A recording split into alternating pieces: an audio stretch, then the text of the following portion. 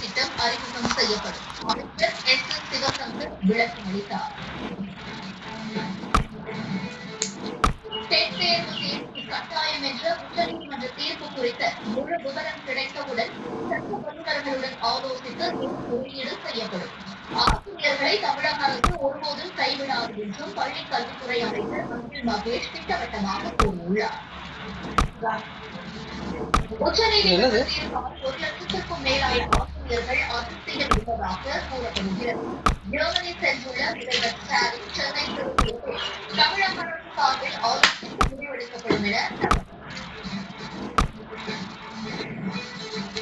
மத்திய அரசின் 37 திட்டங்களுக்கு நிதி நிலுவையில் உள்ளதாக அமைச்சர் தங்கம் தென்னரசு தெரிவித்தார். மாநில அரசுக்கு மிகப்பெரிய நிதி சுமை ஏற்பட்டுள்ளது என்றும் குற்றம் சாட்டினார். அரசு பேருந்துகளில் டிஜிட்டல் பண பரிவர்த்தனை மூலம் பயணச்சீட்டு பெற்று ஆகஸ்ட் மாதத்தில் மட்டும் 2,50,000 லட்சம் பேர் பயணித்துள்ளனர். டிஜிட்டல் பண பரிவர்த்தனை மூலம் 44 கோடி ரூபாய் வருவாய் ஈட்டப்பட்டுள்ளதாகவும் போக்குவரத்து கழகம் தகவல்.